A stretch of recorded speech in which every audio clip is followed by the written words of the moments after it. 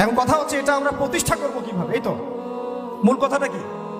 এই দিনটাকে আমরা আমাদের জায়গায় বাংলার জমিনে প্রতিষ্ঠা করব কিভাবে। জরুরি না যে বাংলার জমিনে ইসলামী খেলাফত কায়েম হবে, অন্য কোনো জায়গা হতে পারবে, এটাও কিন্তু জরুরি না। আল্লাহ পাক চাইলে এই খেলাফত সিরিয়ায় কায়েম করতে পারে, ফিলিস্তিনে কায়েম করতে পারে, আল্লাহ পাক চাইলে আরো অন্য কিছুও করতে পারে। আপনারা সিরাতের আলোকে জানেন, যখন নবী সাল্লাল্লাহু আলাইহি ওয়াসাল্লাম তায়েফে গিয়েছেন এবং তাকে মারা হয়েছে, তিনি ফিরে এসেছেন মক্কায়, তখন কি সাহাবীরা চিন্তা করতে পেরেছিলেন যে কয়দিন পরে আমরা মদিনায় যাব, সেখানে ইসলামিক স্টেট কায়েম হবে? বলেন আমাকে। যখন মক্কায় সাহাবীরা নির্যাতিত হচ্ছেন, যখন নবীজি বলছেন আবিসিনিয়ায় চলে যাও, সেখানে একজন রাজা আছে, তাই না, তার কাছে কেউ জুলুমের শিকার হয় না, তখন কি সাহাবীরা কেউ কল্পনা করেছিলেন মদিনায় ইসলামী রাষ্ট্র কায়েম হবে? তাই আমরা যেন এই ফিকিরটা শুধু এভাবে চিন্তা না করি যে এতটুকুই জমিন আমাদের, না, পুরো বিশ্বটাই আমাদের। সুবহানাল্লাহ, পুরো বিশ্বটাই আমাদের। আর আমরা আখিরুজ্জামানের হাদিসগুলো থেকে এটা স্পষ্ট জানতে পারি যে ইনশাআল্লাহ তাআলা বাইতুল মুকাদ্দাস হবে আমাদের খেলাফার প্রাণ কেন্দ্র ইনশাআল্লাহ, এবং আমাদের কন্টিনেন্টে খোরাসান। এটার অনেক ব্যাখ্যা, এটা পরে আপনারা আস্তে আস্তে আসবেন এবং এটা নিয়ে আপনারা আলোচনা শুনেছেন, আমি এটা আশা করি। মূল কথাটা বলে আমি শেষের দিকে, ফিনিশিং এর দিকে যাব, যে আমরা আসলে এটাকে এখন কায়েম করব কিভাবে। এই প্রশ্নটা কি গুরুত্বপূর্ণ না গুরুত্বপূর্ণ? অনেকে অনেকভাবে ব্যাখ্যা করছেন। কেউ বলছেন যে এটা কায়েম করতে হবে অমুক পদ্ধতিতে, কেউ বলছেন তমুক পদ্ধতিতে, কেউ বলছেন যে শুধু দাওয়াতের মাধ্যমে, কেউ বলছেন শুধু জিহাদ, কেউ বলছেন সরাসরি শুধু কিতাল, কেউ বলছেন ডেমোক্রেসি, কেউ বলছেন ভোটাভুটি, কেউ বলছেন বুলেট, কেউ বলছেন ব্যালট। তাহলে আসলে যাবোটা কোথায় এবং সুন্নাহ ভিত্তিক পদ্ধতিটা কি? এটার উত্তর দেওয়ার আগে আমি একটা প্রশ্ন করি আপনাদেরকে। আমাকে আপনারা বলেন যে দিন কায়েম করাটা কি ইবাদত না এটা একটা দুনিয়াবি কাজ? বলেন। আচ্ছা, এখন আমাকে বলেন যে ইবাদত কবুল হওয়ার শর্ত কয়টা? বলেন বলেন। দুইটা বা তিনটা? ঠিক আছে তো ভাই, বলেন, সাহস করেন। দুইটা বা তিনটা, তাই না? প্রথমটা হচ্ছে আল্লাহ পাকের সন্তুষ্টির জন্য হতে হবে। তাহলে আমরা দিন কায়েম করতে গেলে কার সন্তুষ্টি থাকবে আমাদের মাথায়? শুধু এক আল্লাহকে রাজি খুশি করার জন্য দিন কায়েমের চেষ্টা করা, শুধু এক আল্লাহর সন্তুষ্টির জন্য, অন্য কাউকে দেখানোর জন্য না, অন্য কাউকে শোনানোর জন্য না, গনিমত পাওয়ার জন্য না, শুধু আমার ক্ষমতা দখল করার জন্য না, শুধু এক আল্লাহকে রাজি খুশি করার জন্য আমার দিন কায়েমের মুভমেন্ট থাকবে। এই জায়গায় কিন্তু অনেকের ইখলাস নষ্ট হয়ে যায়, আন্দোলন ব্যর্থ হয়ে যায়। আমাকে বলেন যে এখন এতদিন যা হলো, এখন যা হচ্ছে, ভবিষ্যতে যা হবে, এখানে পুরো সিস্টেমটার মধ্যে ইখলাস কি এটা ছিল যে আল্লাহর জমিনে আল্লাহর তাওহীদ কায়েম করা? এখন আপনারা বুঝতে পারতেছেন, প্রথম দিন আমরা স্ট্যাটাস দিয়েছিলাম যে পশ্চিমার কোনো সেবা দাসকে আমরা গ্রহণ করবো না। এখন আস্তে আস্তে সব বুঝতে পারবেন, কেবল তো শুরু, দেখেন সামনে কি হয়। শোনেন, এই উসুলটা মাথায় রাখেন, যখন একটা কওম জুলুম করতে থাকে, যখন একটা কওম জুলুমের উপর জুলুম করতে থাকে, আল্লাহ পাক তার উপরে আরো বড় জালেম চাপায় দেন। এরপরে যখন এই কওমটা মাজলুম হয়ে যায়, আল্লাহকে ডাকতে থাকে, আল্লাহর কাছে আত্মসমর্পণ করে, তখন আল্লাহ পাক তার জন্য ওই ফেরাউন থেকে নিষ্কৃতির জন্য মুসা আলাইহিস সালামের মতো মানুষকে পাঠান। এরপর তারা মুক্তির পথে যায়। আবার যখন এই কওম ওই ফেরাউনের কবল থেকে নাজাত পেয়ে বনু ইসরাইলের উদ্ধত আচরণ শুরু করে, তখন আরো বড় জালেমকে আল্লাহ চাপায় দেন। আমরা যেন এই ভুল করতে না যাই, আমরা যেন এই ভুলটা না করি। আল্লাহ পাক যদি আমাদেরকে ফেরাউনের কবল থেকে নাজাত দিয়ে থাকেন, আমরা যেন উদ্ধত বনু ইসরাইল না হয়ে যাই। এটা আমার খুব হৃদয়ের ভিতর থেকে একটা আকুতি আর কি। তো মূল কথায় আসি যে আল্লাহ পাকের সন্তুষ্টি হবে আমার উদ্দেশ্য, ইখলাস ঠিক রাখতে হবে প্রত্যেকটা কাজে। আপনারা বই মেলায় কেন এসেছেন? আল্লাহকে রাজি খুশি করার জন্য। আমি কেন কথা বলছি? আল্লাহকে রাজি খুশি করার জন্য। আমরা ওস্তাদকে শ্রদ্ধা সম্মান কেন করি? আল্লাহকে রাজি খুশি করার জন্য। নাকি ওস্তাদ আপনাকে প্রশংসা করবেন সেজন্য, নাকি এখানে আপনি কোনো স্বার্থ পাবেন সেজন্য? শুধু এক আল্লাহকে রাজি খুশি করার জন্য যখন আমরা সবাই কাজ করব, দেখবেন অটোমেটিক্যালি তাওহীদ প্রতিষ্ঠা হয়ে গেছে। আপনারা যখন সিরাত পড়বেন দেখবেন খায়বার যুদ্ধের পরে মদিনা ফেরার পথে আরো দুই একটা যুদ্ধ হয়েছে। ওই দুই একটা যুদ্ধের মধ্যে কিছু ইহুদি ওত পেতে আক্রমণের চেষ্টা করেছিল। সেখানে নবী সাল্লাল্লাহু আলাইহি ওয়াসাল্লামের একজন খাদেম ছিল। সেই খাদেম তীরবিদ্ধ হয়। সাহাবীরা বলতে লাগলো যে মাশাআল্লাহ, এ তো পুরো জান্নাতে চলে যাবে। নবী সাল্লাল্লাহু আলাইহি ওয়াসাল্লামের খাদেম ছিল, তীরবিদ্ধ হয়ে শহীদ হলো। নবীজি বলছেন না, সাল্লাল্লাহু আলাইহি ওয়াসাল্লাম বলছেন না, বরং আমি দেখছি তাকে জাহান্নামের আগুনে জ্বলতে। বলেন আউযুবিল্লাহ। সাহাবীরা অবাক হয়ে জিজ্ঞাসা করলেন, কি কারণ ইয়া রাসূলুল্লাহ? তিনি বললেন, খায়বারের গনিমতের মাল থেকে একটা চাদর সে না বলে নিয়েছিল, এই কারণে। খায়বারের গনিমতের মাল থেকে একটা চাদর সে না বলে নিয়েছিল, জাস্ট এই কারণে। তখন সবাই কিছু কিছু করে জিনিস আনা শুরু করলো, জমা দেওয়া শুরু করলো। একটা মেসওয়াক, একটা ডাল পর্যন্ত মানুষ জমা দিয়ে দিল। নবীজি বলেন এগুলো ছিল জাহান্নামের অংশ যা তোমরা জমা দিলে। তাহলে আমাদের পুরো মুভমেন্টের উদ্দেশ্য কি হবে বলেন? আজকের আলোচনা সব ভুলে গেলে একটু ভুলে যায় না। আমাদের পুরো উদ্দেশ্যটা কি হবে? শুধু এক আল্লাহকে রাজি খুশি করার জন্য। এই উদ্দেশ্য থাকলে তখন আপনি আমির মানতেও সমস্যা হবে না, জামায়াতে আসতেও সমস্যা হবে না, ইমারতেও সমস্যা হবে না, আপনার বায়াত নিতেও সমস্যা হবে না। এখানে যদি স্বার্থ থাকে তখন আপনি কিন্তু এখানে এড়াই যাবেন না। আমি কেন তাকে মানবো? আমি কি কম বড় আলেম? হ্যাঁ, আমি কেন জামায়ায় যাব? আমার কি আলাদা জামায়া করার সুযোগ নাই? আমি কি সিরাত কম বুঝি? আমি কি দিন কায়েম কম বুঝি? আমি কেন ঐক্যের জন্য নরম হব? আমি কি বেহকের উপর আছি? এই যে বিষয়গুলো তখনই আসে যখন এখলাস ঠিক থাকে না। এখলাস ঠিক না থাকলে কোনো কাজের বারাকা আসবে না ভাই। আল্লাহ পাক আমাদেরকে বোঝার তৌফিক দান করেন। 2 নম্বর হচ্ছে ভাই যে আমল, যেহেতু বললেন দিন কায়েম একটা ইবাদত, তাহলে ইবাদত করতে হবে কার তরিকা অনুযায়ী বলেন? এটা আপনারা সবাই এক বাক্যে স্বীকার করছেন, নবী সাল্লাল্লাহু আলাইহি ওয়াসাল্লামের সুন্নাত এবং তরিকা ছাড়া দিন কায়েমটা ইবাদত বলে গণ্য হবে না। সেটা আমার একটা ব্যর্থ প্রচেষ্টাও হয়ে যেতে পারে। সূরা কাহফে একটা আয়াত আছে, কিন্তু ওই যে কিছু মানুষ মনে করে তারা খুব সুন্দর আমল করছে, ওয়াহুম ইয়াহসাবুনা আন্নাহুম ইউহসিনুনা সুনআ। এদের ব্যাপারে আল্লাহ পাক বলেছেন কুল হাল নুনাব্বিউকুম বিল আখসারিনা আমাল। সবচেয়ে ক্ষতিগ্রস্ত আমলকারী সম্পর্কে আমি জানাবো কিনা? এটা তারা যারা দুনিয়াতে অনেক সুন্দর আমল করে, মনে করে আমরা অনেক সুন্দর আমল করছি, অথচ ওদের আমল বিফল হয়ে গেছে ইখলাস ঠিক না থাকার কারণে, নবীর তরিকা অনুযায়ী না হওয়ার কারণে। তাহলে এখন যদি আমরা এগ্রি করি যে হ্যাঁ দিন কায়েমটা নবী সাল্লাল্লাহু আলাইহি ওয়াসাল্লামের পদ্ধতিতেই করতে হবে, তাহলে আমাকে সিরাতে আসতে হবে কি আসতে হবে না? সুন্নাতে আসতে হবে কি আসতে হবে না? বরং আমি বলবো এভাবে যে সিরাতের সুন্নতে আসতে হবে। সিরাতের সুন্নতে আসতে হবে, দিন কায়েম করতে হবে। অন্য কোনো সুন্নত নাই আমাদের সামনে। এখন অনেক ভাই কেউ বলছেন যে আব্রাহাম লিঙ্কনের তরিকাতে দিন কায়েম হবে, কি যুক্তি তো তারা দিচ্ছেন অনেক। কেউ বলছেন যে আরে ভাই নাই মামার চেয়ে তো কানা মামা ভালো। কেউ বলছেন ভাই আগে এত পুরো রুটির দিকে তাকানোর দরকার কি? রুটির 2-1টা টুকরা হলে তো হয়। এবং তাদেরকে পশ্চিমারা খুব সহজেই কিন্তু বাগে আনতে পারবে। 10টা করে সিট দিয়ে দিবে, ভাগ করে নেন আপনারা 60টা সিট। তারাও সন্তুষ্ট যে আমরা আগে কিছুই পাইতাম না, অন্তত এখন 50টা তো পাইছি। বিশ্বাস করেন, আমি কেন বড় বড় আল্লাহর ওলিকেও যদি আপনি সিস্টেমের মধ্য দিয়ে ওখানে প্রেসিডেন্ট হিসেবে বসায় দেন, সে একজন বান্দা গরু ছাড়া কিছুই না, কিছুই করতে পারবে। আমরা বলছি সিরাতে সুন্নতে গেলে পুরো রুটিটাই আমাদের হবে। রুটির টুকরা আমরা চাই না, পুরো রুটিটাই চাই। রুটি আমার, তুমি খাইলে খাও, না খাইলে যাও, সোজা কথা। সিরাতে সুন্নতে আসলে আপনি পুরোটাই পাবেন। আর কেউ বলছে আব্রাহাম লিঙ্কনের তরিকাতেই হবে। হয়তো বুঝের কিছু ঘাটতি থাকতে পারে, এটা একাডেমিক আলোচনা ওস্তাদ বলেছেন, এটা আমরা কিন্তু সবাই সমালোচনা করতে যাব না। অনলাইনের এই জগৎটাকে আপনারা নোংরা করে ফেলবেন না। সবাই সব বিষয়ে কথা বলবে না, সবাই সব বিষয়ে কথা বলবেন না। যে বিষয়ে যে ব্যক্তি কথা বলার যোগ্য তিনি কথা বলবেন। যাদের সাথে কথা বললে কাজ হবে তাদের সাথে কথা বলবো, ঠিক আছে? আমভাবে আমরা সবাইকে দাওয়া দিব এবং চুপ থাকার অভ্যাস করেন। সবসময় কথা বলতে হবে না, মাঝে মাঝে চুপ থাকার অভ্যাস করেন।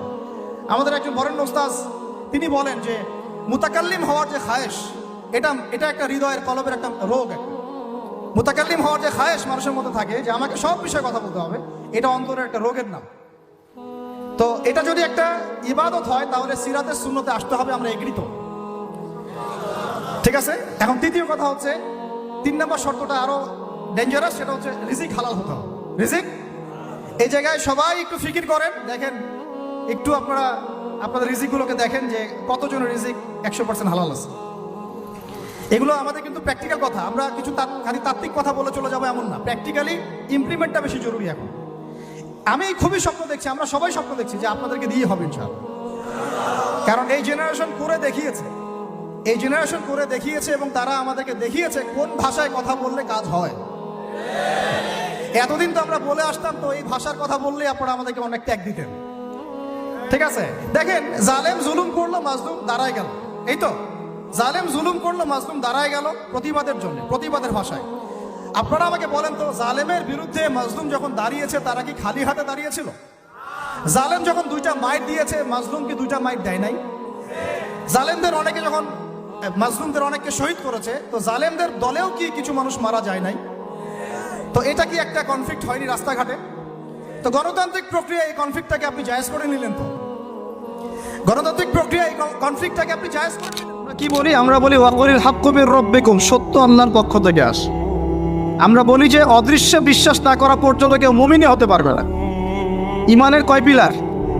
ইমানের কয় পিলার? 6 পিলার। আমানতু বিল্লাহি, আল্লাহর প্রতি বিশ্বাস করলাম, ওয়া মালাইকাতিহি, তার ফেরেশতাগণের প্রতি, ওয়া কুতুবিহি, আল্লাহ পাকের আসমানি কিতাব সমূহের প্রতি, ওয়া রুসুলিহি, আল্লাহ পাকের রাসূলগণের প্রতি, ওয়াল ইয়াউমিল আখির, পরকালের প্রতি, ওয়াল কদরি খায়রিহি ওয়া শাররিহি, তাকদীর বা ভাগ্যের ভালো মন্দের প্রতি। এই 6টার একটাও কি চোখে দেখা যায়? আল্লাহকে দেখেছেন? ফেরেশতা দেখেছেন? আমাদের নবীকেও কি দেখেছেন? শুধু কোরআনটা আপনি চোখের সামনে দেখছেন, আর কিচ্ছু আপনি দেখছেন না। পরকাল দেখেছেন? তাকদীর ভাগ্য দেখেছেন? কিচ্ছু দেখি নাই। এই 6টা পিলারে বিশ্বাস না করতে পারলে কেউ মুমিন হতে পারবে না। পারবে? আলিফ লাম মিম যালিকাল কিতাবু লা রাইবা ফি হুদাল লিল মুত্তাকিন, কারা মুত্তাকি? আল্লাযীনা ইউমিনুনা বিল গায়বি, এই যে 6টা গায়েবে যারা বিশ্বাস করে এরা হলো মুমিন মুত্তাকি। তাহলে আমাদের জ্ঞানের ভিত্তিটা কি? আমরা অদৃশ্য বিশ্বাস করি, আর ওদের জ্ঞানের ভিত্তি হচ্ছে ওরা চাক্ষুষ যা দেখে তাতে বিশ্বাস করে। এই জায়গাতেই তো পার্থক্য জ্ঞানতাত্ত্বিক। এই কারণেই ওরা ফেরেশতায় বিশ্বাস করে না, আল্লাহ বিশ্বাস করে না, নবী রসুলগণে বিশ্বাস করে না। তারা বলছে আল্লাহর সন্তান আছে, নাউযুবিল্লাহ। হ্যাঁ, তারা আসমানি কিতাবে বিশ্বাস করছে না, তার ধর্মের কনসেপ্টে বিশ্বাস করছে না। তারা পরকাল, পুনরুত্থান, হাসর, কিয়ামত, মিজান, পুলসিরাত কিছুই বিশ্বাস করে। বিশ্বাসগত পার্থক্য এখানে। এখন মুমিন মুসলিম হিসাবে আমরা বিশ্বাস করি আল্লাহ পাকের ফেরেশতা আছে না নাই? আছে। এখন এই ফেরেশতারা 8জন ফেরেশতা, বড় বড় 8জন ফেরেশতা, তারা আল্লাহ পাকের আরশটাকে ধরে রেখেছে। কয়জন ফেরেশতা? 8জন। এই 8জন ফেরেশতা আল্লাহর আরশকে টেনে নিয়ে আসবে কিয়ামতের মাঠে। বলেন সুবহান। আল্লাহ পাকের এমনও ফেরেশতা আছেন যারা একটা ফুৎকার দিবে, জাস্ট একটা ফুল, এক ফুৎকারে পুরো মহাবিশ্ব ধ্বংস হয়ে যাবে। এত শক্তিশালী ফেরেশতা আছে আল্লাহ পাক। আমরা যখন মায়ের গর্ভে ছিলাম, এরকম একজন ফেরেশতাই আল্লাহর পক্ষ থেকে রূহ নিয়ে এসে মায়ের গর্ভে ফুঁকে দিয়েছে এবং আল্লাহর হুকুমে 4টা বিষয় লিখে দিয়েছে। আমরা প্রত্যেকে যখন মায়ের গর্ভে ছিলাম, বয়স ছিল 4 মাস 10 দিন। আমরা তো সব ভুলে গেছি এখন, এগুলো মাত্র 4 মাস 10 দিন। এখন শরীরে শক্তি আছে তো, এই জন্য শৈশব, বাল্যকাল সব ভুলে গেছে। আবার একদিন শরীরে শক্তি থাকবে না, তখন আবার আল্লাহ আল্লাহ করা শুরু কর। 2 দিন ডায়রিয়া হলেই আল্লাহ আল্লাহ শুরু হয়ে যায়। যখন সুস্থ থাকে আল্লাহর বিরুদ্ধাচারণ করে, আল্লাহ বলতে কেউ নাই। ঠিক আছে? তো ওই ফেরেশতা লিখে দিয়েছেন 4টা জিনিস আল্লাহর পক্ষ থেকে। 1, সেই ব্যক্তির হায়াত কতটুকু হবে। 2, দুনিয়াতে রিজিক পাবে, কি কি রিজিক পাবে। 3 নাম্বার, তার কাজগুলো কি কি হবে, দুনিয়ায় কি কি কাজ করবে সে। আর 4 নাম্বার, তার সৌভাগ্য, সে সৌভাগ্যবান হবে না দুর্ভাগ্যবান হবে, মানে জান্নাতি হবে না জাহান্নামী হবে। এটা লিখে দেওয়া হয়ে গেছে। এখন এরকম 8জন বড় বড় ফেরেশতা আল্লাহর আরশটাকে ধরে রেখেছেন। আর আমরা বলছি কুরসির কথা। এই কুরসি আসমান জমিনকে ঘিরে আছে। আর আয়াতুল কুরসি যে ব্যক্তি তেলাওয়াত করবে, ইনশাআল্লাহ তাআলা আল্লাহর পক্ষ থেকে একজন ফেরেশতা তাকে সারা রাত পাহারা দিবে ইনশাআল্লাহ। এই কুরসির উপরে কি আছে? এই কুরসির উপরে আছে মহাসাগর। কি আছে? অ্যামেজিং না? কখনো শুনেছেন? কুরসির উপরে আছে মহাসাগর। কানা আরশুহু আলাল মা, আল্লাহ পাক সূরা হুদের মধ্যে বলেছেন আল্লাহর আরশটা ছিল পানির উপরে। কিসের উপরে? এই মহাসাগরের গভীরতা নবীজি বলছেন এটা হচ্ছে 500 বছরের পথ। কত বছর? 500 বছর গভীর। আর আমরা যে সাগর দেখি, এই সাগরের নিচে কি আছে কে বলতে পারবে? এই সাগরের নিচে কি আছে? এই সাগরের নিচে আছে আগুন। কি আছে? আগুন। তে আমাদের মাঠে এই বঙ্গোপসাগরে আগুন লেগে যাবে, মানুষ কি বিশ্বাস করতে পারে? এখন যে সাগরটা দেখছেন পানি ভর্তি মহাসাগর, এখানে আগুন লেগে যাবে, আগুন দিয়ে সাগর জ্বলতে থাকবে। কিয়ামত যদি কেউ চোখে দেখতে চায়, সে যেন সূরা তাকবীর পড়ে। কোন সূরা? সূরা তাকবীর। আমপারায় দেখবেন সূরা তাকবীর আছে। ইযা শামসু কুবিরাত ওয়া ইযা নুজুমু কাদারাত ওয়া ইযা জিবালু সুয়িরাত ওয়া ইযা ইশারু উতিলাত ওয়া ইযা উহুশু হুশিরাত ওয়া ইযা বিহারু উজ্জিরাত। এই যে একটা বলছিলাম। তো প্রিয় ভাইয়েরা, সাগর নিয়ে দুটো কথা বলেই দেই। সেটা হলো আল্লাহ পাকের সমস্ত সৃষ্টি আল্লাহ পাকের তাসবিহ পাঠ করে, এমনকি এই সাগরও আল্লাহর তাসবিহ পাঠ করে। এবং প্রতিটা সৃষ্টি পরকালের সাক্ষী হয়ে থাকবে। ওই সাগরের কিনারে দাঁড়িয়ে যারা ন্যাংটা হয়ে নগ্ন হয়ে দাঁড়িয়ে আছে, গোসল করছে, সাগর তাদের বিরুদ্ধে সাক্ষী দিবে। ওখানে দাঁড়িয়ে যারা গাঁজা খাচ্ছে, ফেন্সিডিল খাচ্ছে, ইয়াবা খাচ্ছে, সমকামিতা করছে, গান বাজনা করছে, সাগর ওদের বিরুদ্ধে সাক্ষী দিবে। এই যে আজকে যেখানে বসে আমরা ওয়াজ মাহফিল করেছি, দিনের কথা বলেছি, এই মাটি কালকে আমাদের সাক্ষী দিবে এখানে ভালো কিছু হয়েছে। গোপনে যেখানে জেনা করেছেন পতিতালয়ে, সেই পতিতালয়ের মাটি আপনার বিরুদ্ধে সাক্ষী দিবে। আল্লাহ পাকের প্রত্যেকটা সৃষ্টি আল্লাহর কাছে সাক্ষী প্রদান করবে আমাদের বিরুদ্ধে অথবা পক্ষে। আল্লাহ আমাদেরকে বোঝার তৌফিক দান করুন। সাগর থেকে শেখার অনেক কিছু আছে। সে নীরবে আল্লাহ পাকের হুকুম পালন করে যায়। কখনো কি সে হুকুম পালন করতে থেমে যায়? আসমানের পাখির দিকে হেদায়েত আছে, তারা আল্লাহ পাকের তাসবিহ পাঠ করে। গাছপালা আল্লাহর তাসবিহ পাঠ করে। আসমান, জমিন, চন্দ্র, সূর্য যা আছে, আল্লাহ পাকের সমস্ত সৃষ্টি আল্লাহর তাসবিহ পাঠ করে। আল্লাহ পাকের দুইটা নাফরমান সৃষ্টি আছে, একটা হলো মানুষ আর একটা হলো জিন জাতি। এই দুটোই সবচেয়ে নাফরমান সৃষ্টি। ওইদিকে আমি পরে আসছি। সাগর কি শেখায়? বিনয়ী হতে শেখায়। কারণ সে অনেক শক্তিশালী, সে অনেক শক্তিশালী এবং প্রচুর সম্পদে ভরা। এই সাগর এই পুরো এলাকার বা পুরো দেশের কোটি কোটি মানুষের রিজিকের উৎস। এই সাগর, তার ভিতরে আল্লাহ রিজিক আছে, সম্পদ আছে। অনেক সম্পদে পরিপূর্ণ থাকার পরেও সাগর খুব শান্ত, তার মধ্যে খুব উদ্ধত অহংকারী আচরণ দেখা যায়। ঠিক আল্লাহর জ্ঞানী মানুষরা সমুদ্রের মতো হয়, তাদের ভিতরে অনেক জ্ঞান থাকে, কিন্তু তারপরেও তারা শান্ত থাকে, বিনয়ী থাকে। যাদের ভিতরে সম্পদ কম তাদের লাফালাফি বেশি। কথা বুঝতে পারছেন? সাগর এত শক্তিশালী হওয়া সত্ত্বেও আপনি তার সামনে গিয়ে দাঁড়ালে সে আপনার পা ধুয়ে দেয়। আল্লাহর বিনয়ী মানুষরা এমনই হয়। অনেক শক্তিশালী হওয়া সত্ত্বেও, সম্পদশালী হওয়া সত্ত্বেও তারা আপনার পা ধুয়ে দিবে। অনেক শেখার আছে, অনেক কিছু। সাগর সম্পর্কে অনেক আয়াত আছে কোরআনে। যখন সাগরে নৌযান চলাচল করে, তখন আল্লাহ পাক যদি ঝড় ঝাপটা দেন, প্রাকৃতিক কোনো বিপর্যয় দেন, তাহলে মানুষ মুখলেসভাবে আল্লাহকে ডাকা শুরু করে। যখন সে সেখান থেকে উদ্ধার পায়, আল্লাহ পাক উদ্ধার করে দেন, বিপদ থেকে বাঁচিয়ে দেন, আবার সে আল্লাহর সাথে শিরক করা শুরু করে।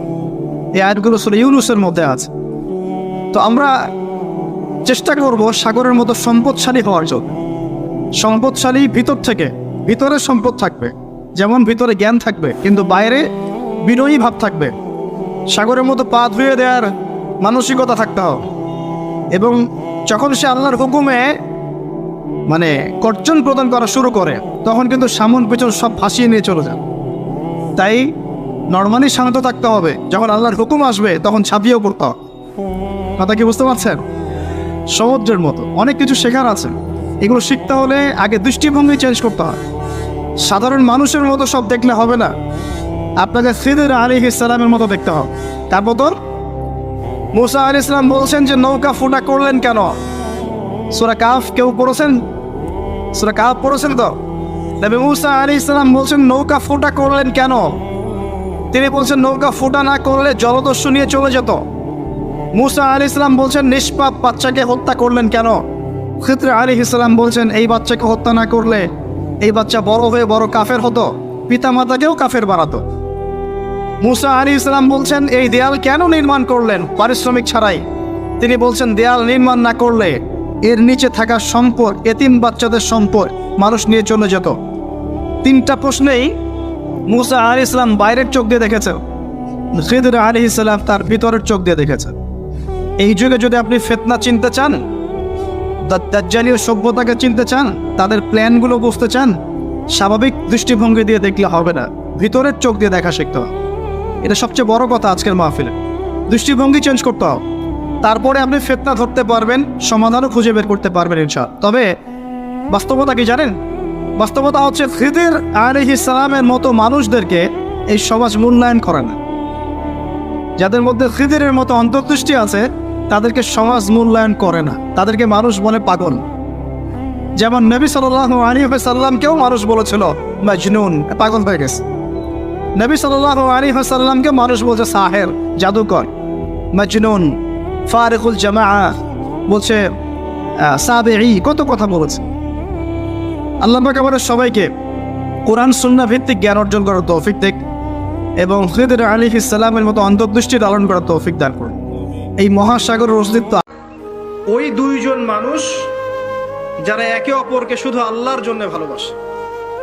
এই যে ভালোবাসার সংজ্ঞা শেখেন, মাকে ভালোবাসেন আল্লাহর জন্য, বাবাকে ভালোবাসেন আল্লাহর জন্য, স্ত্রী সন্তানকে ভালোবাসেন আল্লাহর জন্য, আলেম ওলামাকে ভালোবাসেন আল্লাহর জন্য। আপনার ভালোবাসা হোক আল্লাহর জন্য, তখন আপনি মানুষের দুর্ব্যবহারে কষ্ট পাবেন না। যখন কাছের মানুষরা আপনাকে কষ্ট দিবে, এবং কাছের মানুষ কষ্ট আপনাকে দিবেই, কাছের মানুষটা আপনাকে বেশি কষ্ট দিবে জীবনে, তখন আপনি কষ্ট পাবেন না যদি আল্লাহর জন্য ওদেরকে ভালোবাসেন, যে আমি তো আল্লাহর জন্য এই কাজগুলো করছি, তারা শুকরিয়া আদায় করলেই বা কি আর না করলেই বা কি, তখন আপনি কষ্ট পাবেন না। দুইজন ব্যক্তি যারা আল্লাহর জন্য পরস্পরকে মহব্বত করে, এই দুইজন মানুষকে আল্লাহ পাক আরশের ছায়া ছায়া দিবেন। পারা যাবে ইনশাআল্লাহ। 5 নাম্বার, সেই ব্যক্তি যে এত গোপনে দান সদাকা করে, যার বাম হাত জানে না ডান হাত কি সদাকা করেছে। পারা যাবে? এখন তো ওই যে মাশাআল্লাহ আমরা নাম লিখাই আর সদকা করি, তাই না? অমুকে 10,000, অমুক সাহেব 20,000, অমুক 500। প্রথমে বড় বড় নোটের সদাকা হয়, আমি অবশ্য এটা জানতাম না, মাঠে নেমে বুঝতে পারছি।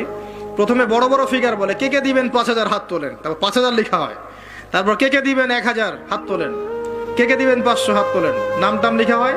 পরে লাস্টে বলে যে কালেকশন করছে, আচ্ছা খুচরাগুলোও দেন, পরে খুচরাগুলোও দেওয়া হয়। জানিয়ে দান করা যায়।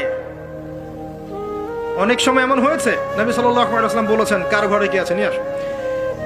রিয়া চলে আসতে পারে মনের মধ্যে, যে আমি 10,000 দিয়েছি, মানুষ আমার নাম জানলো। রিয়া আসতে সময় লাগে না, কেমন করে আসে?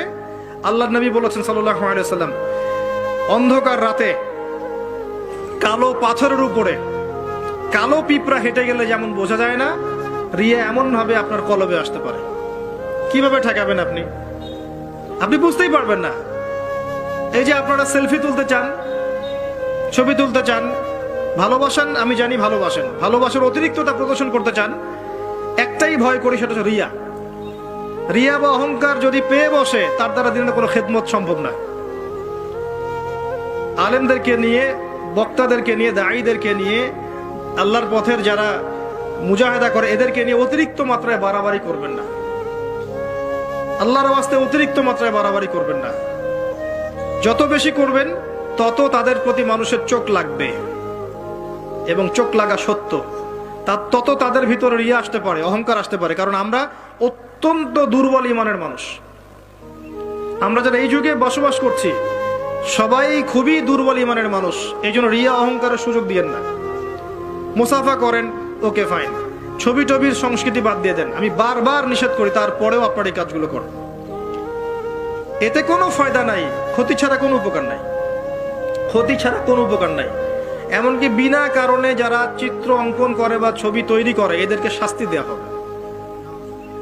হাদিস আছে, ওলামায়ে কেরামকে জিজ্ঞাসা করেন, প্রাণ সঞ্চার করতে বলা হবে, যে এর মধ্যে প্রাণ ঢুকাও। এটা আমাদের সংস্কৃতি না তো। মূর্তি, ছবি, ভাস্কর্য বা যে উপাসনাগুলো করা, এগুলো আমাদের সংস্কৃতি নয়, এগুলো অন্য কালচার থেকে এসেছে। আমাদের সংস্কৃতি হচ্ছে আমল গোপন করে ফেলা, নিজেকে হাইড করা, গোপন করে রাখা। আল্লাহ পাক বোঝার তৌফিক দেখ তরুণ প্রজন্মকে। মনে কষ্ট নিবেন না, এটা বাস্তবতা। এগুলো করলে আমাদের মনের মধ্যে রিয়া অহংকার চলে আসে। আল্লাহর ওয়াস্তে আমাদেরকে মুখলেস ভাবে দিনের পথে কাজ করতে দেন। শান্ত থাকেন, এত আবেগী হয়েন না, এত অতি উৎসাহী হয়েন না, শান্ত থাকেন, রিল্যাক্স থাকেন।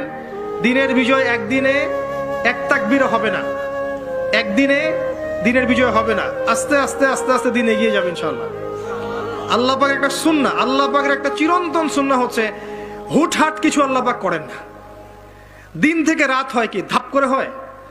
আস্তে আস্তে আস্তে আস্তে রাত হয়। খেয়াল করে দেখেছেন? তারপরে যখন দিন হবে, রাত আস্তে আস্তে কেটে যাবে, দিন আস্তে আস্তে আসবে। ধাপ করে সূর্যোদয় হয়? হয় না। এটা আল্লাহর সুন্নাহ, একবারে কিছু হয় না। আপনি অসুস্থ হয়েছেন, দেখবেন আস্তে আস্তে সুস্থ হবেন। খেয়াল করে দেখেন। আবার আপনি আস্তে আস্তে অসুস্থ হবেন, ধাপ করে হবেন না। আল্লাহ পাকের সুন্নাহ আছে। দিনের বিজয়ে নবী সাল্লাল্লাহু আলাইহি ওয়াসাল্লামের 23 বছর সময় লেগেছে। ধীরে ধীরে স্টেপ বাই স্টেপ হবে। অতএব অতি উৎসাহী হয়েন না, অতি আবেগী হয়েন না, কনস্ট্রাকটিভ কাজ করেন, মাথা ঠান্ডা রাখেন, অতি আবেগী হয়েন না, রিল্যাক্স থাকেন, আস্তে আস্তে দিনের কাজ করেন, ইনশাআল্লাহ দিন এগিয়ে যাবে ইনশাআল্লাহ। সাহাবীদের মধ্যে সবচেয়ে সুরেলা গলার সাহাবী ছিলেন আবু মুসা আল-আশআরী রাদিয়াল্লাহু তাআলা আনহু। একদিন তিনি আবু মুসাকে বলেন, আবু মুসা তুমি যে রাতে তেলাওয়াত করো আমি কিন্তু শুনি। ইয়া রাসূলুল্লাহ আপনি কি করে শুনেন? আমার বাড়ি কই, আপনি থাকেন কই? বলছে গত রাতে তুমি সূরা কাহাফ তেলাওয়াত করছো না? বলছে জি করছি তো। আপনি কিভাবে শুনলেন? বলতেছে তোমার ঘরের পাশ দিয়ে যাচ্ছিলাম, এত সুন্দর করে তুমি তেলাওয়াত করতেছো আবু মুসা। লাকাদ উতিতা মিজমারান মিন মাযামিরি আলি দাউদ। আল্লাহ তাআলা দাউদ আলাইহিস সালামের গলায় যে সুরের ঝংকার দিয়েছেন, আমার সাহাবীদের মধ্যে আল্লাহ তোমার গলায় ওই সুরের ঝংকার ঢুকাইয়া দিয়েছে। বলেন বিশ্বনবীর কাছ থেকে যখন উনি এটা শুনছেন ওনার কেমন লাগছিল? হ্যাঁ, how does he feel that time? মানে ফিলিংসটা কেমন লাগছে? হ্যাঁ, আমাদেরকে তো একজন বড় কেউ প্রশংসা করলে আমরা কত খুশি হয়ে যাই। বিশ্বনবী স্বয়ং প্রশংসা করেছেন, সুবহানাল্লাহ। দেখেন প্রিয় ভাইরা, বিষ্ণু ইসলাম শুধু মুমিনদেরকে, মুসলিমদেরকে যদি এটা করতেন তাহলে একটা কথা ছিল। আমরা তো আমার দলের বাইরে কেউ ভালো কিছু করলে বলি না। বিষ্ণু ইসলাম ইহুদির প্রশংসা করেছেন। আপনি আছেন কই মিয়া? ইহুদি উহুদের যুদ্ধে বিষ্ণু ইসলামের সাথে মদিনার যে ইহুদিরা, তাদের কন্ট্রাক্ট ছিল মদিনা কেউ অ্যাটাক করলে সবাই মিলে মদিনাকে রক্ষা করবে। কিন্তু কুরাইশরা আক্রমণ করলো, এখন আর কেউ বেরোয় না। বনু কাইনুকা, বনু নযীর, বনু কুরাইজা কেউ আর যায় না, কেউ যায় না। বিশ্বনবী কি করবেন? নিজেই বেরোলেন সাহাবাদেরকে নিয়ে। মাঝপথে আবার মুনাফিকরা ফিরে গেল, কোনো ইহুদি যায় নাই, কথা রাখে নাই, একজন ইহুদি ছাড়া। তার নাম মুখাইরিক। তার নাম কি? মুখাইরিক। অন্য ইহুদিদেরকে বলতেছে, এই ইহুদিরা তোমরা না মুহাম্মদের সাথে চুক্তি করেছো মদিনায় অ্যাটাক হলে সবাই মদিনাকে সেভ করবা, তোমরা যাও আর না যাও আমি যাব, আমি আমার কথা রাখবো, আমার কথার দাম আছে। এবং সে বলল আমি যদি এই যুদ্ধে নিহত হই আমার সম্পদের মালিক হয়ে যাবে মুহাম্মদ, আমার কোনো ছেলে মেয়ে পাবে না। মুখাইরিক বীর দর্পে ঘোড়া হাঁকিয়ে উহুদের ময়দানে যুদ্ধে গেল মুহাম্মদ সাল্লাল্লাহু আলাইহি ওয়াসাল্লামের পক্ষে, কুরাইশদের বিপক্ষে। বীর দর্পে যুদ্ধ করতে করতে সে নিহত হলো। যুদ্ধ শেষে শহীদ সাহাবাদের লাশ যখন বিষ্ণু ইসলামের সাথে আনা হলো, কাছে আনা হলো, মুখাইরিকের লাশও আনা হলো। মুখাইরিক তো মুমিন ছিল না, কি ছিল? সাহাবারা বলে, ইয়া রাসূলুল্লাহ মুখাইরিক আপনার পক্ষে লড়াই করে নিহত হয়েছে। বিষ্ণু ইসলাম অনেকক্ষণ মুখাইরিকের দিকে তাকিয়ে রইলেন আর বললেন, মুখাইরিক খায়রু ইয়াহুদ, Mukhayriq is the best of the Jewish. ইহুদিদের মধ্যে সর্বশ্রেষ্ঠ জুইশ হচ্ছে মুখাইরিক। পড়েন আল্লাহু আকবার। Appreciation, giving credit to others. Mukhayriq হচ্ছে the best of the Jewish, জুইশদের মধ্যে সবচেয়ে শ্রেষ্ঠ মানুষ হচ্ছে এই মুখাইরিক। সে কথা রেখেছে।